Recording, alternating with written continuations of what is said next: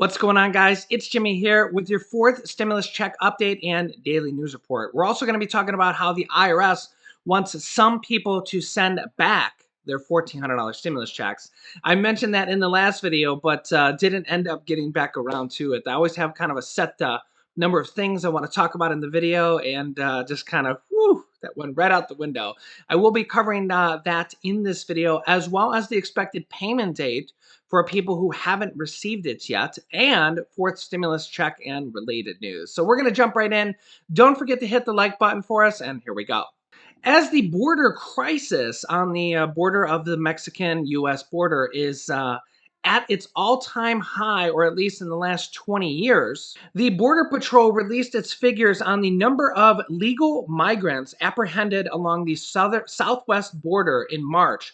Border Patrol apprehensions of 168,195 migrants were at a 20-year high, last exceeded barely in March of 2001.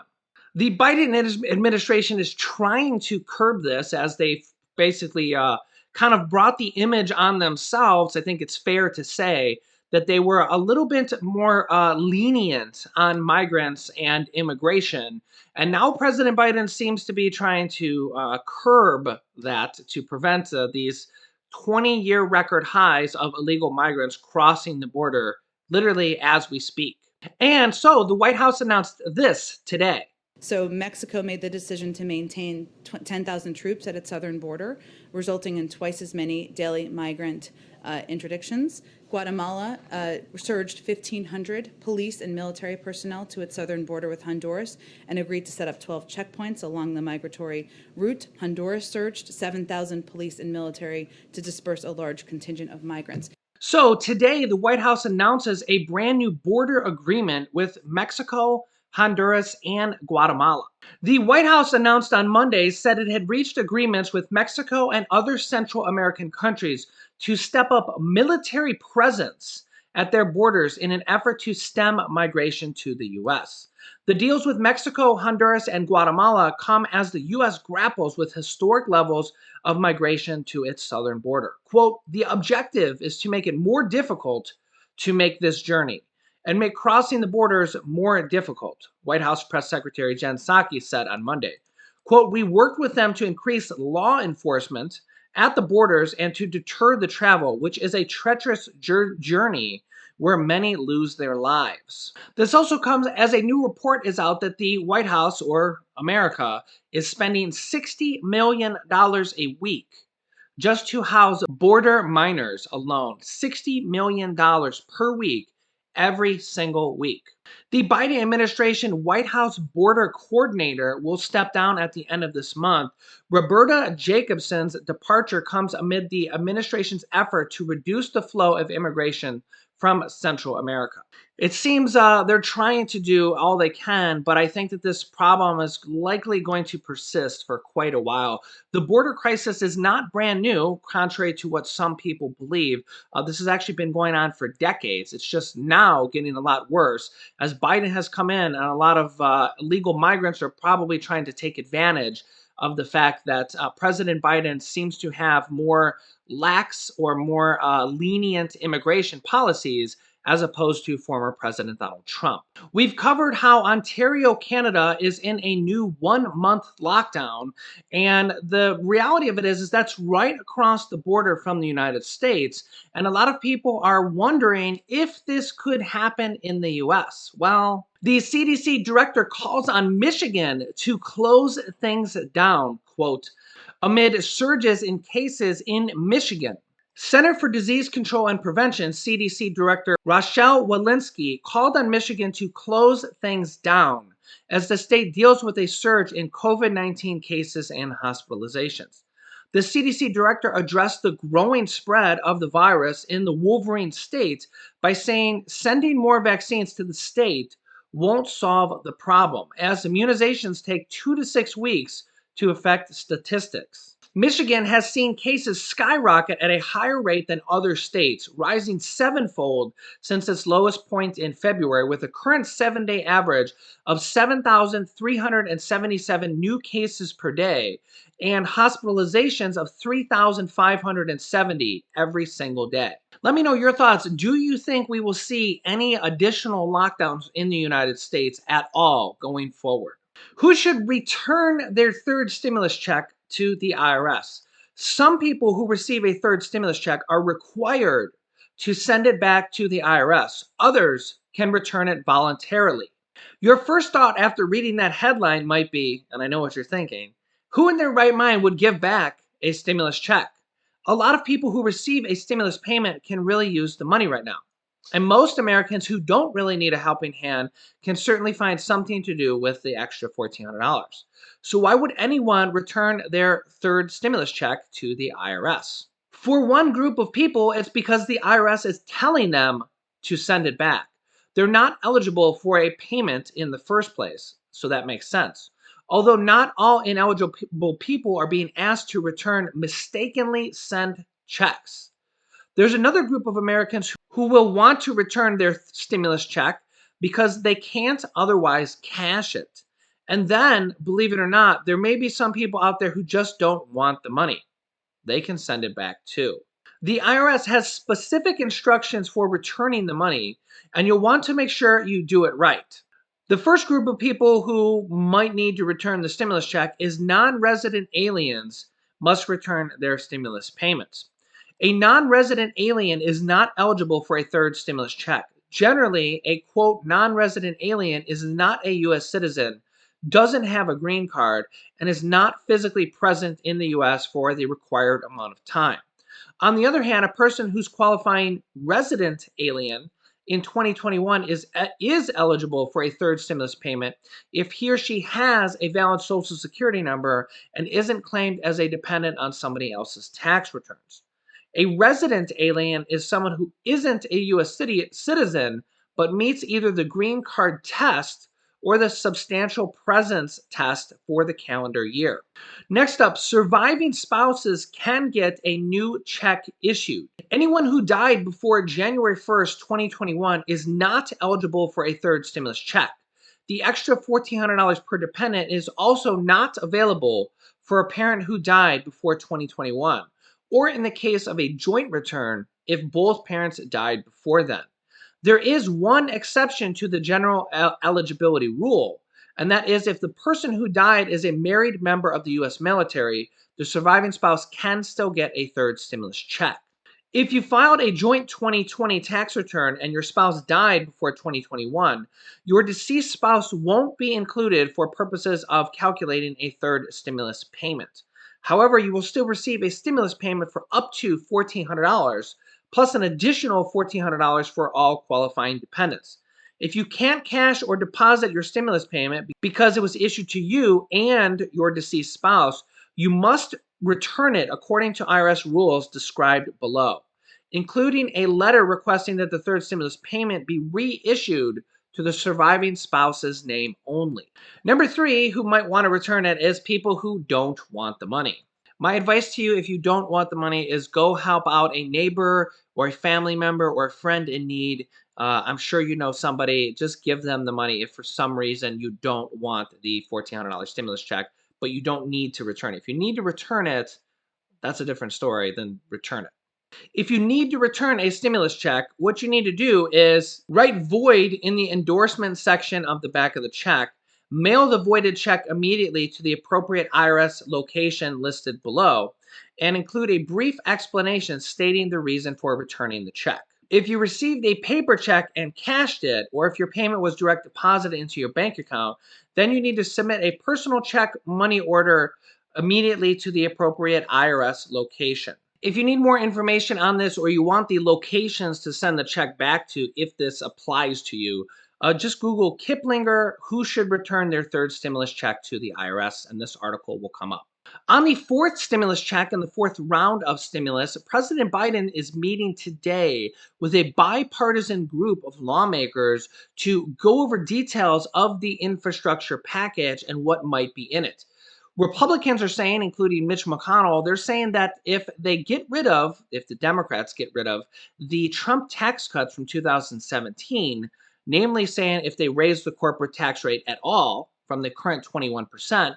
Remember, in the Trump tax cuts from 2017, President Trump and the Republicans lowered the corporate tax rate by reconciliation process. Yes, that's correct. The Republicans use it as well as the Democrats. They lowered the corporate tax rate, among a lot of other things in the Trump tax cuts, via the reconciliation process from 35% all the way down to 21%, is probably the largest corporate tax cut in history. While President Biden wants to raise that back up to 28%, which would be a middle ground, still not as high or nearly as high as 35% corporate tax cut. The biggest problem is that you have all these major corporations that make billions and billions of dollars and don't pay 21% or 28% or 35%. They pay zero. 55 newly discovered companies from 2020 that made billions of dollars and are in the Fortune 500 made or paid $0 in federal income tax last year. This has been going on for many, many years. Amazon, one year in 2018, made $11.2 billion in profit and paid $0 in federal income tax. Amazon's not the only one, as major companies like FedEx and Nike are among those to have found avoided U.S. tax liability for 3 straight years in a row. And while it's not that these companies are doing anything illegal, it's just that the tax code allows them all these write-offs and rebates and tax incentives. In fact, a lot of these companies that pay $0 in federal tax get millions, or in a combined fashion, billions of dollars in tax rebates and incentives for corporations from the federal government. So in a lot of these cases, these corporations that make billions of dollars in profit, not only do they pay $0 in federal income tax, but they actually get rebates and incentives from the government, aka our tax dollars are paying them, giving them money back for taxes they didn't even pay, to the tune of billions of dollars combined. I think that is kind of the more pressing issue, that companies are making billions of dollars and literally paying $0 in federal taxes. So raising the rate from 21% to 28% might be a step in the right direction, depending on which side of the aisle you look, that corporations should pay their fair share. But if they're already paying 0% because of all these tax loopholes, it won't really make a difference. The only thing that would make a difference is a proposed minimum tax rate that corporations may have to pay something like 15 or 20% minimum tax rate. And this would apply to companies likely making over $1 billion a year, so would not affect any small businesses. However, most small businesses do not normally end up paying $0 in federal tax on large amounts of profits because of just the way accounting and small businesses versus large businesses operate. The problem with this is that Mitch McConnell and the Republicans are saying that if they raise the corporate tax rate at all, that they won't get any Republican votes. And I personally don't think that if for this next stimulus package, the infrastructure slash stimulus package, that about 100 different Democrats want to include a fourth stimulus check in there right now, and not just a fourth stimulus check, but monthly recurring payments as large as $2,000 until the pandemic ends, by like this bill from Senator Ed Markey and Elizabeth Warren, or this other bill proposal from the U.S. House of Representatives for a $2,000 stimulus check and then $1,000 monthly recurring payments until 1 year after the pandemic is over. The problem is that they're trying to raise corporate taxes to help pay for a portion of this infrastructure package, but Republicans are saying they're not on board with any tax raises at all. So I likely think that Democrats will end up passing this package without any Republican support. I think they're just too far away on their principles. And the Senate parliamentarian has ruled that the Democrats can pass at least 2 more packages this year, this fiscal year, actually. Once October comes, they can pass more. That's the start of the next fiscal year. And I think the Democrats are likely just going to pass this infrastructure slash stimulus package all on their own. So they can include anything they want in this package, such as monthly recurring stimulus checks or free community college, like we've seen thrown around, free preschool, and expansion of Medicare benefits, including hearing, dental, and lower prescription costs that Bernie Sanders is leading the charge on that. All this stuff could be included in this infrastructure slash stimulus package before all is said and done, because they're likely going to just go it alone and go without the Republicans. So remember, Republicans have used the reconciliation process several times their own in the past, most notably the 2017 Trump tax cuts, which lowered that corporate tax rate from 35% all the way down to 21%. But the Biden administration, unlike the past 6 stimulus packages that have been passed, 5 packages were passed underneath Trump. 2 of them had stimulus checks. The other 3 did not have stimulus checks, but had other stimulus items in there, like the PPP program, money for small businesses, and vaccines. The one package underneath Biden, all 6 of those did not really get paid for in a way. The government didn't raise taxes to pay for them. Nothing was raised at all. And the government already runs a deficit almost every single year. So basically, all those packages, trillions of dollars, is probably never going to be paid for, and will just go onto the national deficit and just likely sit there forever. However, the infrastructure package, the Biden administration wants to pay at least for part of the infrastructure portion, not really the stimulus portion. I personally think that when all is said and done, they won't even cover the cost of the infrastructure. So they'll raise taxes in a couple small areas, whatever they can possibly get by with. A lot of Democrats are actually against them raising taxes as well. Again, they want to raise taxes on corporations and the 1%, people making over $400,000. But there's a possibility they might not be able to do that at all. Even if they do that, they'll only be able to raise taxes a little bit. It likely won't cover the cost of the infrastructure package at all. I mean, all the way. So most likely it'll add more to the deficit, but not as much as the past 6 stimulus packages that basically 100% of it went to the deficit. They weren't paid for at all. They were basically just, hey, emergency funding right now when the country needs a stimulus to keep us afloat and prevent everything from crashing, which they did do a very good job of. Typically, stimulus packages don't get paid for. They didn't raise taxes 6 different times for the 6 different packages or anything like that. So I will keep you up to date on all these different stimulus provisions on the horizon, new breaking information of what's going on with our government every single day. If you're new to the channel, make sure to subscribe down below. It's completely free to do so. This way you won't miss out on new updates. After subscribing, click the bell icon to all notifications to get reminder notifications when we go live, which is every day at 10 a.m., 3 p.m., 8 p.m., and 11 p.m. Eastern Standard Time. My next video tonight will be 11 p.m. Eastern Time. Don't miss out, because I cover different things in different videos. You can click this top video here to watch my newest stimulus check video next. And this video teaches you how to start your own business selling products on the Amazon FBA program. Amazon has a program called FBA where they do all the shipping and selling for you, and you can sell products on Amazon. And I've had dozens of people replace their 9-to-5 income, and I teach them how to do that. So click on one of those videos next. Thanks, guys, and I will see you in the next video.